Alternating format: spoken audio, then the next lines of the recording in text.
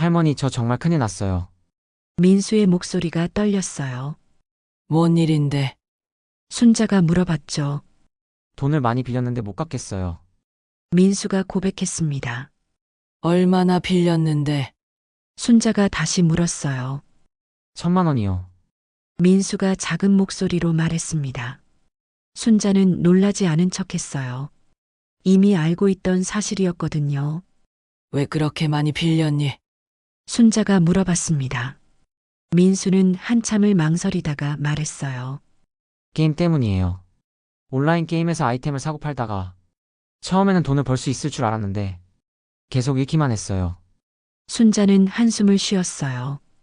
요즘 젊은 사람들이 게임 때문에 빚을 지는 경우가 많다는 얘기를 들은 적이 있었거든요. 그런데 더 큰 문제가 있어요. 민수가 계속 말했습니다. 뭔데? 순자가 물어봤어요. 집을 담보로 잡혔어요. 민수가 고백했습니다. 순자는 가슴이 철렁했어요. 예상했던 일이지만 직접 들으니 충격이 더 컸거든요. 그게 무슨 소리니? 이 집은 할머니 이름인데. 어떻게? 순자가 당황하며 물어봤어요. 민수는 고개를 숙이고 말했습니다. 할머니 도장을 몰래 썼어요. 그리고 할머니가 보증인이라고 했어요. 순자는 말문이 막혔어요. 손자가 자신의 이름을 도용했다는 사실을 믿을 수가 없었거든요. 민수야. 그럼 이제 어떻게 되는 거니? 순자가 떨리는 목소리로 물어봤어요. 돈을 못 갚으면 집을 빼앗긴대요. 민수가 울먹이며 말했습니다. 오늘 이야기는 정말 듣고 나면 화가 날 수도 있어요. 하지만 우리 주변에서 실제로 일어나는 사연을 지금 시작합니다. 구독, 좋아요 눌러주세요. 김순자는 오늘도 어김없이 오후 3시에 현관문 앞에 서서 기다렸습니다. 손자 민수가 학교에서 돌아오는 시간이었거든요. 하지만 오늘은 뭔가 달랐습니다. 민수 뒤로 정장을 깔끔하게 차려입은 중년 남성이 따라오고 있었어요. 할머니, 안녕하세요. 민수가 평소보다 어색한 미소를 지으며 인사했습니다. 그 뒤에 남자도 정중히 고개를 숙였죠. 안녕하십니다.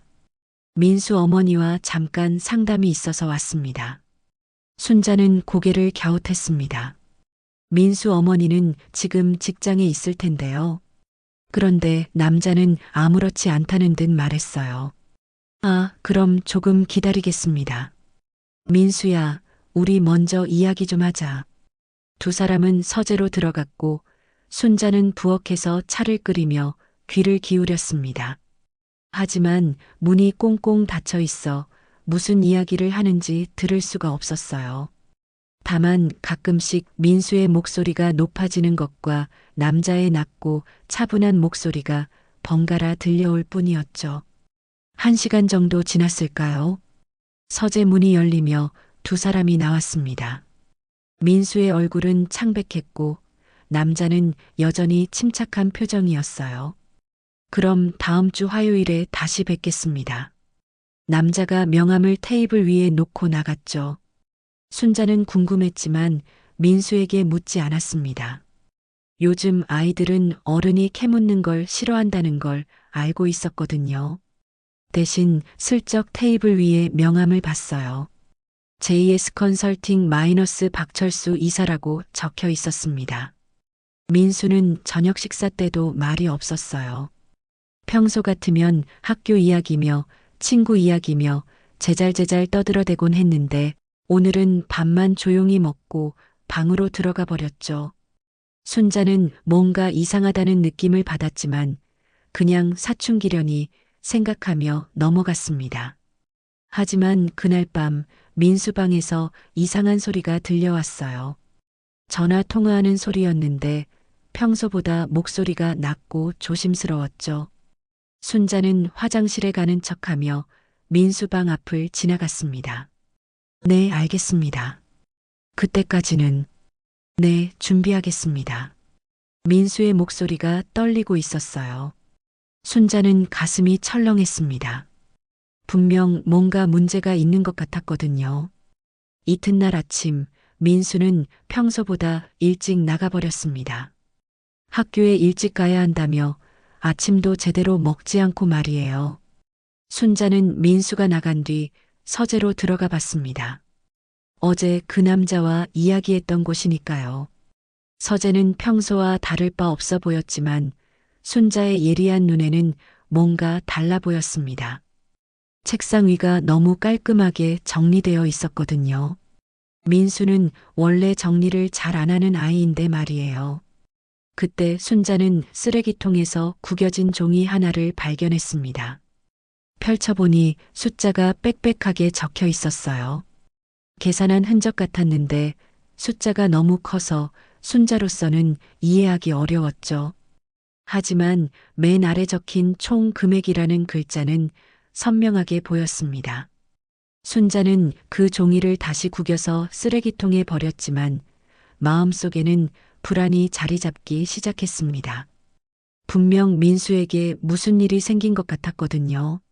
하지만 무엇인지는 아직 알 수 없었습니다. 다음 날 순자는 민수가 학교에 간 사이 청소를 하기로 했습니다. 평소보다 더 꼼꼼히 하면서 혹시 뭔가 단서를 찾을 수 있을까 싶었거든요. 민수 방을 청소하던 중 책상 서랍이 살짝 열려 있는 것을 발견했어요. 평소 같으면 그냥 닫아버렸겠지만 요즘 민수의 이상한 행동 때문에 신경이 쓰였습니다. 서랍을 조금 더 열어보니 여러 가지 물건들이 어수선하게 들어 있었어요. 펜, 지우개, 공책.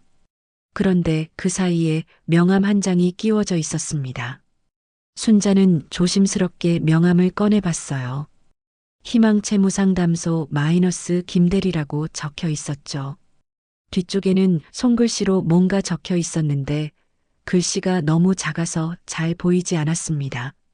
순자는 돋보기를 가지고 와서 다시 봤어요. 3차 연체 마이너스 최종 통보라고 적혀 있었습니다. 순자의 가슴이 쿵 떨어졌어요. 연체라는 말은 돈을 빌렸는데 갚지 못했다는 뜻이었거든요. 그런데 민수가 뭘 빌렸다는 걸까요? 순자는 명함을 다시 원래 자리에 넣어두고 서랍을 닫았습니다. 하지만 마음은 편하지 않았어요. 혹시 민수가 무슨 나쁜 일에 연루된 건 아닐까 걱정되기 시작했죠.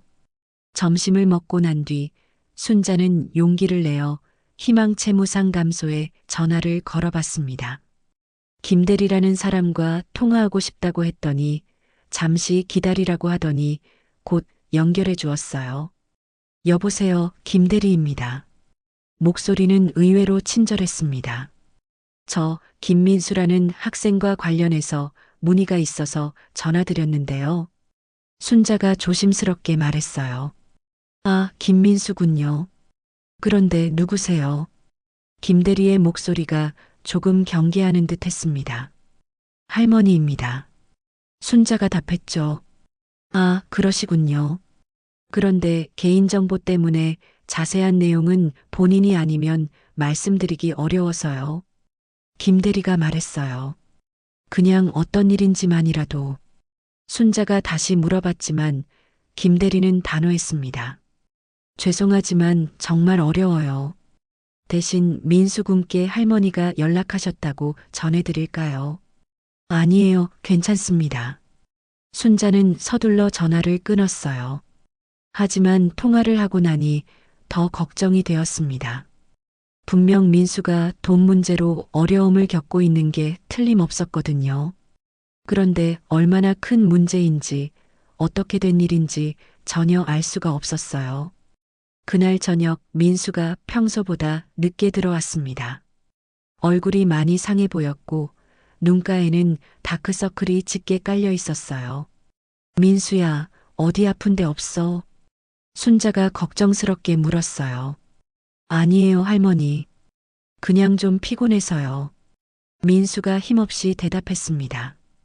밥 먹자. 할머니가 맛있는 거 해놨어. 순자가 말했지만 민수는 고개를 저었어요. 저는 별로 안 배고파요. 방에서 쉬고 있을게요. 민수가 방으로 들어가 버렸죠. 순자는 혼자 식탁에 앉아 걱정에 잠겼습니다. 분명 민수에게 큰 문제가 생긴 것 같은데 어떻게 도와줘야 할지 모르겠었거든요. 그냥 직접 물어봐야 하나 싶기도 했지만 민수가 말하고 싶어 하지 않는 것 같아 망설여졌어요. 다음 주 화요일 순자는 일부러 현관 근처에서 기다리고 있었습니다.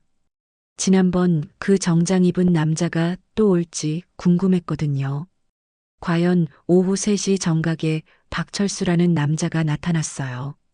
이번에는 민수가 먼저 현관에서 기다리고 있었습니다.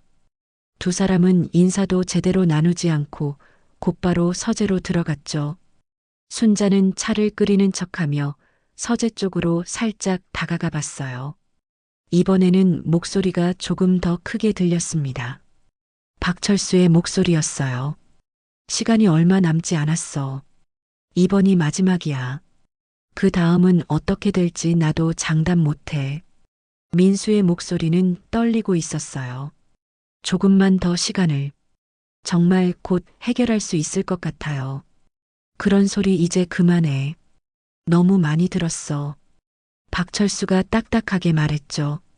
순자는 가슴이 두근거렸습니다. 분명 민수가 큰 빚을 진 것 같았거든요.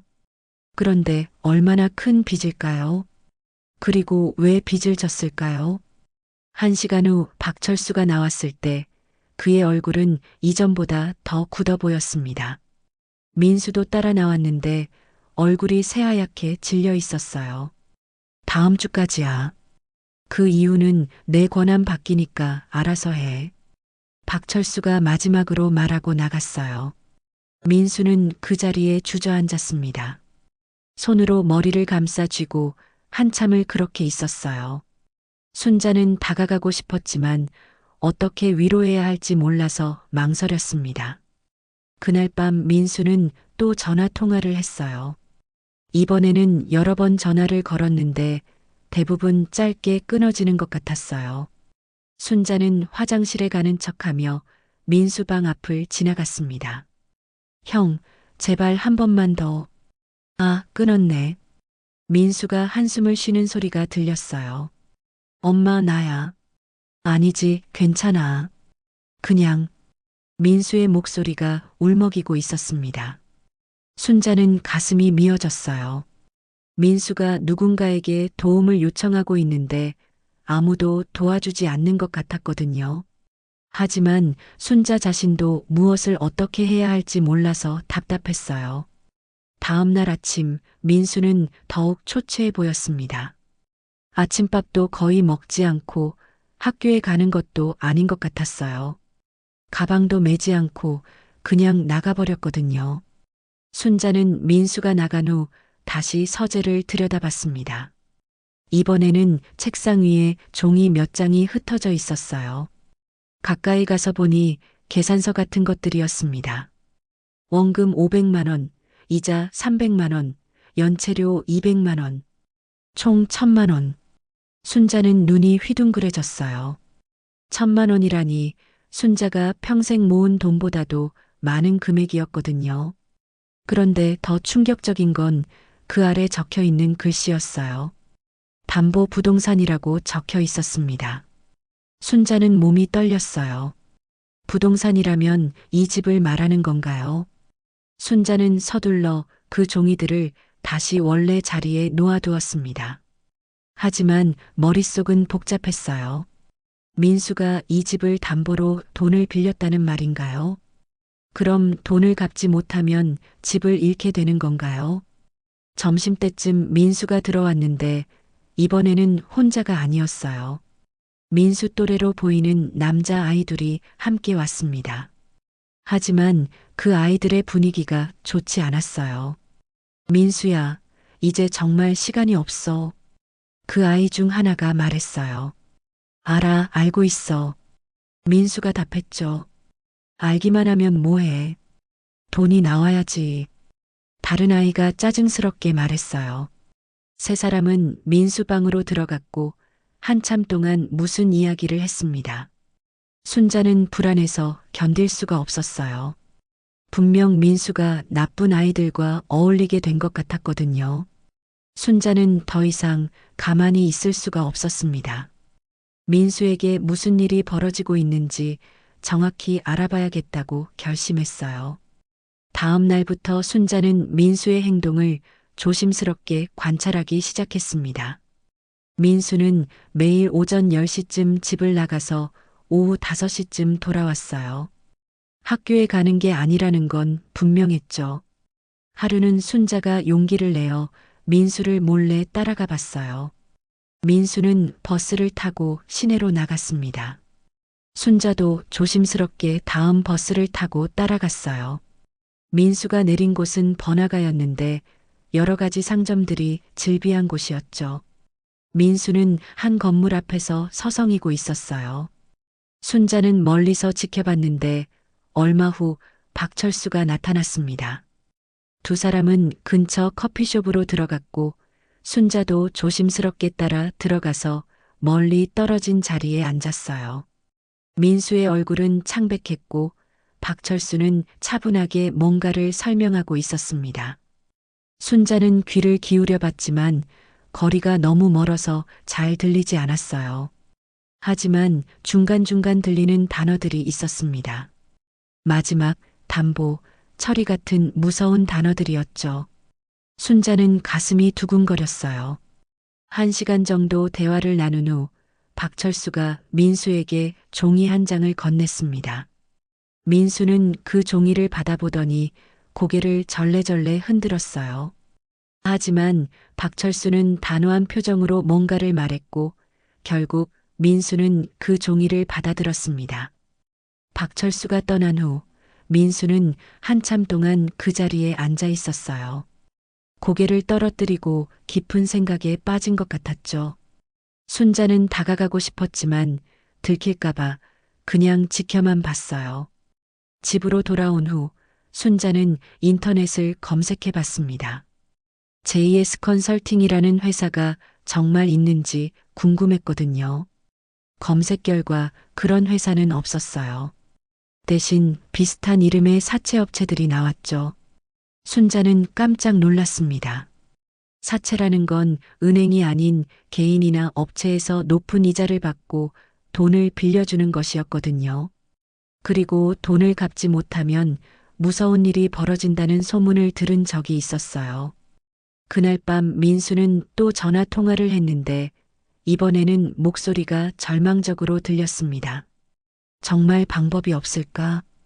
조금만 더 시간을. 민수가 애원하는 목소리였어요.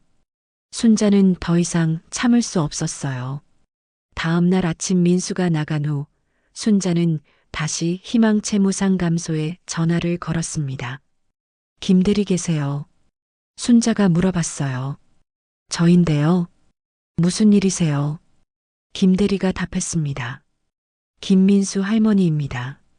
지난번에 전화드렸던 순자가 말했어요. 아, 기억나요. 그런데 말씀드렸다시피 개인정보는 김대리가 다시 거절하려 했습니다. 제발 도와주세요. 아이가 너무 힘들어해요. 순자가 간절하게 말했어요. 김대리는 잠시 침묵했다가 말했습니다. 할머니, 솔직히 말씀드리면 상황이 좋지 않아요. 민수 군이 빌린 돈이 1,000만 원이 넘어요. 그리고 이자까지 합치면 더 많아질 거예요. 순자는 머리가 띵했어요. 그럼 어떻게 해야 해요? 순자가 물어봤죠. 일단 원금부터라도 갚아야 해요. 그렇지 않으면 김대리가 말을 흐렸습니다. 그렇지 않으면 어떻게 되나요? 순자가 다시 물었어요. 담보로 잡힌 부동산을 처리할 수밖에 없어요. 김대리가 조용히 말했습니다. 순자는 전화를 끊고 한참을 멍하니 앉아 있었어요. 정말 집을 잃게 될 수도 있다는 현실이 다가왔거든요. 해시태그 충격적 발견. 그날 오후 민수가 집에 돌아왔을 때 얼굴에는 절망이 가득했습니다. 평소와 달리 곧바로 방으로 들어가지 않고 거실 소파에 주저앉았어요. 순자는 조심스럽게 다가가서 민수 옆에 앉았습니다. 민수야. 순자가 부드럽게 불렀어요. 할머니. 민수가 고개를 들었는데 눈가에 눈물이 맺혀 있었습니다. 무슨 일이니? 할머니한테 말해봐. 순자가 민수의 어깨를 살짝 감싸며 말했어요. 민수는 한참을 망설이다가 입을 열었습니다. 할머니, 정말 큰일 났어요. 민수의 목소리가 떨렸어요. 뭔 일인데? 순자가 물어봤죠. 돈을 많이 빌렸는데 못 갚겠어요. 민수가 고백했습니다. 얼마나 빌렸는데? 순자가 다시 물었어요. 1,000만 원이요. 민수가 작은 목소리로 말했습니다. 순자는 놀라지 않은 척했어요. 이미 알고 있던 사실이었거든요. 왜 그렇게 많이 빌렸니? 순자가 물어봤습니다. 민수는 한참을 망설이다가 말했어요. 게임 때문이에요. 온라인 게임에서 아이템을 사고 팔다가 처음에는 돈을 벌 수 있을 줄 알았는데 계속 잃기만 했어요. 순자는 한숨을 쉬었어요. 요즘 젊은 사람들이 게임 때문에 빚을 지는 경우가 많다는 얘기를 들은 적이 있었거든요. 그런데 더 큰 문제가 있어요. 민수가 계속 말했습니다. 뭔데? 순자가 물어봤어요. 집을 담보로 잡혔어요. 민수가 고백했습니다. 순자는 가슴이 철렁했어요. 예상했던 일이지만 직접 들으니 충격이 더 컸거든요. 그게 무슨 소리니? 이 집은 할머니 이름인데 어떻게? 순자가 당황하며 물어봤어요. 민수는 고개를 숙이고 말했습니다. 할머니 도장을 몰래 썼어요. 그리고 할머니가 보증인이라고 했어요. 순자는 말문이 막혔어요. 손자가 자신의 이름을 도용했다는 사실을 믿을 수가 없었거든요. 민수야, 그럼 이제 어떻게 되는 거니? 순자가 떨리는 목소리로 물어봤어요. 돈을 못 갚으면 집을 빼앗긴대요. 민수가 울먹이며 말했습니다. 순자는 한참을 생각했어요. 화를 낼 수도 있었지만 지금은 그럴 때가 아니라는 걸 알고 있었죠. 무엇보다 민수를 도와야 했어요. 언제까지 갚으라는 거니? 순자가 물어봤습니다. 이번 주 금요일까지요. 민수가 답했어요. 오늘이 수요일이니까 이틀밖에 안 남았네. 순자가 중얼거렸습니다. 할머니, 정말 죄송해요. 저 때문에. 민수가 눈물을 흘리며 사과했어요. 순자는 민수를 꼭 안아줬습니다. 괜찮아. 할머니가 뭔가 방법을 찾아볼게. 순자가 위로했어요. 하지만 속으로는 막막했어요. 1,000만 원이라는 돈을 어떻게 구해야 할지 전혀 감이 오지 않았거든요. 그날 밤 순자는 잠을 이룰 수 없었어요. 계속 방법을 생각해 봤지만 마땅한 해결책이 떠오르지 않았습니다. 적금을 깨봐야 하나 아니면 다른 곳에서 돈을 빌려야 하나 온갖 생각이 머릿속을 스쳐 지나갔어요. 새벽이 되어서야 순자는 결심을 했습니다. 내일 당장 은행에 가서 적금을 확인해 보기로 한 거예요. 평생 모아온 돈이 얼마나 되는지 정확히 알아야 했거든요. 다음 날 아침 일찍 순자는 은행에 갔습니다. 창구 직원에게 적금 잔액을 확인해 달라고 하니 전체 금액이 800만 원 정도였어요. 1,000만 원에는 200만 원이 부족한 상황이었죠. 집으로 돌아온 순자는 민수를 불렀습니다. 민수는 어제 고백한 후로 조금 편해 보였지만 여전히 불안한 기색이 역력했어요. 민수야, 할머니가 800만 원은 마련할 수 있을 것 같아. 순자가 말했습니다. 민수의 얼굴이 밝아졌어요. 정말요, 할머니? 민수가 기뻐하며 물어봤습니다. 그런데 200만 원이 부족해. 나머지는 어떻게 하지? 순자가 걱정스럽게 말했어요. 민수는 잠시 생각하더니 말했습니다. 할머니, 제가 친구들한테 빌려볼게요. 200만 원 정도는 모을 수 있을 거예요. 정말 가능하니? 순자가 확인했어요. 네, 꼭 해볼게요. 민수가 결의에 찬 목소리로 답했습니다. 하지만 순자는 여전히 불안했어요. 과연 민수가 200만 원을 구할 수 있을까요? 그리고 설사 이번에는 해결된다고 해도 민수가 또 다른 문제를 일으키지는 않을까요? 오후에 민수는 친구들을 만나러 나갔어요. 돈을 빌리러 간다고 했는데 순자는 마음이 편하지 않았죠. 혹시 또 다른 사채업자에게 빌리러 가는 건 아닐까 걱정되었거든요. 저녁 때가 되어서야 민수가 돌아왔는데 표정이 어두웠어요. 어떻게 됐니? 순자가 조심스럽게 물어봤습니다. 아무도 빌려주려고 하지 않아요. 다들 자기도 어렵다고. 민수가 실망스럽게 말했어요. 순자는 한숨을 쉬었어요. 예상했던 일이긴 했지만 막상 현실이 되니 막막했죠. 그럼 어떻게 하지? 순자가 중얼거렸습니다. 민수는 한참을 망설이다가 말했어요. 할머니, 제가 다른 곳에서 빌려볼까요? 절대 안 돼.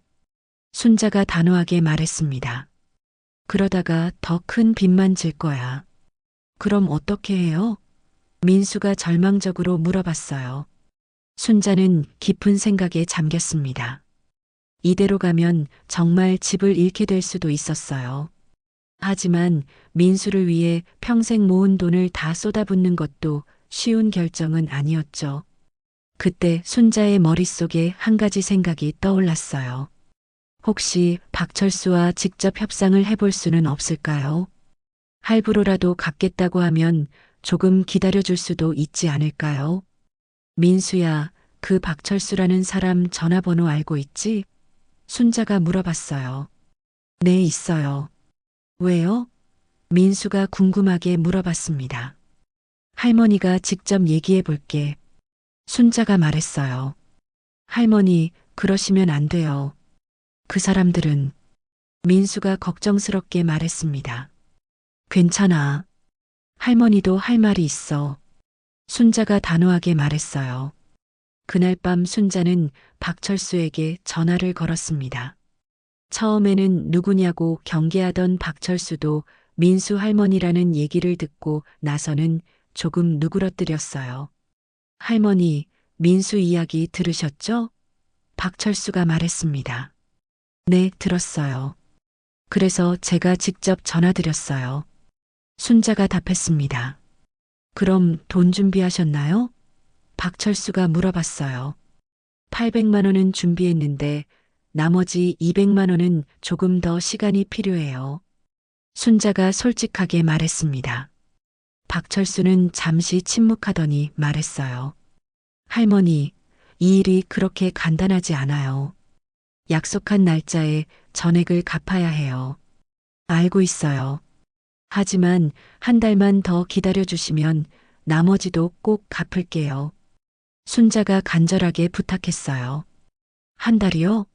박철수가 다시 물어봤습니다. 네, 한 달이면 충분해요. 순자가 답했어요. 박철수는 한참을 생각하더니 말했습니다. 알겠어요. 하지만 조건이 있어요. 800만 원은 내일까지 주셔야 하고 나머지 200만 원은 정확히 한 달 후에 주셔야 해요. 그리고 이자도 추가로 받아야 해요. 이자는 얼마나 돼요? 순자가 물어봤어요. 한 달에 50만 원이요. 박철수가 답했습니다. 순자는 잠시 망설였어요. 이자가 만만치 않았거든요. 하지만 지금 상황에서는 다른 선택이 없었죠. 알겠어요. 그렇게 하죠. 순자가 동의했습니다. 전화를 끊고 나서 순자는 민수를 불렀어요. 민수야, 일단 한 달 시간을 벌었어. 순자가 말했습니다. 정말요? 민수가 기뻐했어요. 하지만 그 한 달 동안 나머지 돈을 꼭 마련해야 해. 그리고 넌 다시는 이런 일 하면 안 돼. 순자가 엄하게 말했습니다. 네, 할머니. 정말 죄송해요. 앞으로는 절대 이런 일 없을 거예요. 민수가 진심으로 사과했습니다. 순자는 민수를 믿고 싶었어요. 하지만 한편으로는 불안하기도 했죠. 과연 민수가 진짜 변할 수 있을까요? 다음 날 순자는 은행에 가서 적금을 해지했습니다. 평생 한 푼, 두 푼 모아온 소중한 돈이었지만 민수를 위해서라면 아깝지 않았어요. 800만 원을 찾아서 박철수에게 전달했죠. 박철수는 돈을 받고 나서 영수증을 써줬어요. 한 달 후 정확히 이 날짜에 나머지 250만 원을 가져오세요. 박철수가 확인시켜줬습니다. 알겠어요. 순자가 답했어요. 집으로 돌아온 순자는 민수와 함께 앞으로의 계획을 세웠습니다. 민수는 아르바이트를 해서 조금이라도 보태겠다고 했고, 순자도 뭔가 방법을 찾아보기로 했어요. 하지만 250만 원이라는 돈은 여전히 큰 부담이었어요. 순자의 월급이나 연금으로는 한 달에 그 정도 금액을 모으기 어려웠거든요. 일주일이 지났을 때 순자는 한 가지 아이디어를 떠올렸어요. 집 안에 있는 물건들을 팔아보는 거였죠. 오래된 가구나 그림 그리고 귀금속들을 정리해 보기로 했어요. 민수도 자신의 물건들을 정리했어요. 게임기나 비싼 옷들, 그리고 스마트폰도 중고로 팔기로 했죠. 처음에는 아까워하던 민수였지만 할머니의 희생을 보고 나서는 기꺼이 동참했어요. 2주일이 지나자 약 100만 원 정도를 모을 수 있었어요. 여전히 부족했지만 희망은 보였죠. 민수도 아르바이트를 열심히 해서 50만 원 정도를 벌었어요. 그런데 3주일째 되던 날 예상치 못한 일이 벌어졌어요. 순자가 갑자기 아파서 병원에 가게 된 거예요. 검사를 받아보니 수술을 해야 할 정도는 아니었지만 치료비로 50만 원 정도가 필요했죠. 순자는 고민에 빠졌어요. 치료를 받자니 돈이 부족하고 치료를 미루자니 건강이 걱정되었거든요. 하지만 결국 치료를 받기로 했어요. 건강을 잃으면 민수를 도울 수도 없었으니까요. 그 결과 모은 돈은 다시 100만 원으로 줄어들었어요. 약속 날짜까지는 일주일밖에 남지 않았는데 여전히 150만 원이 부족한 상황이었죠. 민수는 다시 절망에 빠졌어요. 할머니, 어떻게 하죠? 정말 방법이 없는 것 같아요. 민수가 울먹였어요. 순자도 막막했지만 포기할 수는 없었어요. 마지막까지 노력해보자. 순자가 위로했습니다. 그때 순자는 마지막 카드를 꺼내 들었어요. 집을 담보로 은행에서 대출을 받는 거였죠. 위험한 선택이었지만 다른 방법이 없었어요. 은행에 가서 상담을 받아보니 집의 시세 때문에 200만 원 정도는 빌릴 수 있을 것 같았어요. 하지만 대출 심사에 며칠이 걸린다고 했죠. 순자는 박철수에게 다시 전화를 걸었습니다. 사흘만 더 기다려주세요. 은행 대출이 나오면 바로 갚을게요. 순자가 부탁했어요. 하지만 박철수는 단호했어요. 할머니, 약속은 약속이에요. 하루라도 늦으면 안 돼요. 그럼 어떻게 하라는 거예요? 순자가 답답해했어요. 그건 할머니가 알아서 하세요. 박철수가 냉정하게 말했습니다. 순자는 전화를 끊고 깊은 생각에 잠겼어요. 정말 마지막 방법은 없을까요? 그때 순자는 결단을 내렸습니다. 민수를 위해서라면 뭐든 할 수 있다고. 비록 위험하더라도 말이에요. 약속 날짜 하루 전 순자는 모든 수단을 동원해서 돈을 마련했습니다. 은행 대출도 급하게 처리하고 친척들에게도 사정을 말해서 돈을 빌렸어요. 그렇게 해서 겨우 250만 원을 모을 수 있었죠. 박철수에게 돈을 가져다 주는 날, 순자는 민수와 함께 갔습니다. 박철수는 돈을 확인하고 나서 계약서를 찢어버렸어요. 이제 됐네요. 수고하셨어요. 박철수가 말했습니다. 정말 끝난 거죠? 순자가 확인했어요. 네, 이제 할 일 없어요. 박철수가 답했습니다. 집으로 돌아오는 길에 순자와 민수는 말이 없었어요. 다행히 위기는 넘겼지만 둘 다 지쳐 있었거든요. 집에 도착해서 순자는 민수와 마주 앉았습니다. 민수야, 이제 정말 끝이야. 다시는 이런 일 있으면 안 돼. 순자가 엄하게 말했어요. 네, 할머니. 정말 죄송해요. 앞으로는 게임도 안 하고 열심히 살게요. 민수가 진심으로 사과했습니다. 하지만 순자는 더 이상 예전 같지 않았어요.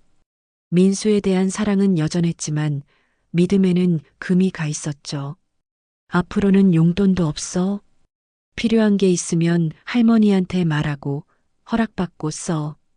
순자가 규칙을 정했어요. 알겠어요. 민수가 순순히 따랐습니다. 그리고 아르바이트에서 번 돈은 전부 할머니한테 줘. 빌린 돈 갚을 때까지. 순자가 덧붙였어요.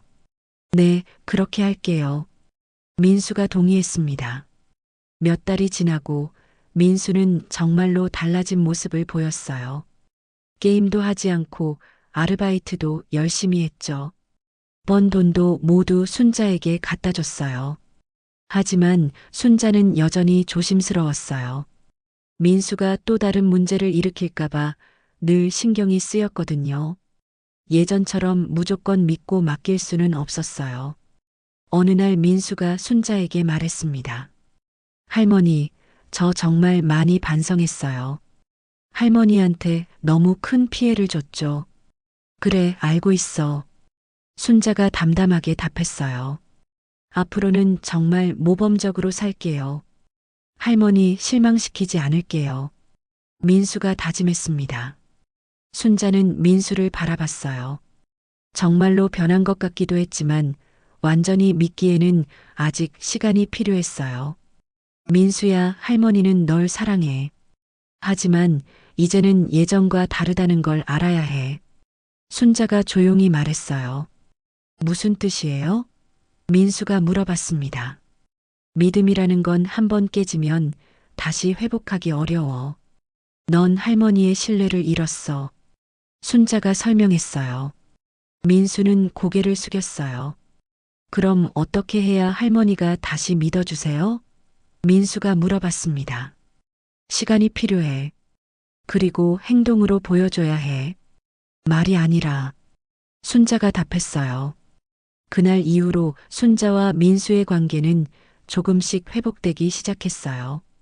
하지만 예전처럼 무조건적인 믿음은 아니었죠. 서로를 조심스럽게 대하는 새로운 종류의 관계였어요. 순자는 민수를 여전히 사랑했지만 이제는 거리를 두고 지켜보는 사랑이었습니다. 그리고 민수도 그 거리를 존중하며 조금씩 할머니의 믿음을 되찾아가고 있었어요. 비록 완전히 예전으로 돌아갈 수는 없었지만 둘은 새로운 방식으로 함께 살아가고 있었습니다. 그것만으로도 충분히 의미 있는 일이었어요. 요즘 게임 때문에 빚을 지는 젊은이들이 늘고 있다고 하는데요. 가족 때문에 힘드셨던 경험 또는 반대로 가족에게 도움받았던 따뜻한 이야기도 댓글로 나눠주세요. 서로 위로가 될 것 같아요. 그리고 이 영상이 도움이 되셨다면 좋아요와 구독도 부탁드려요. 감사합니다.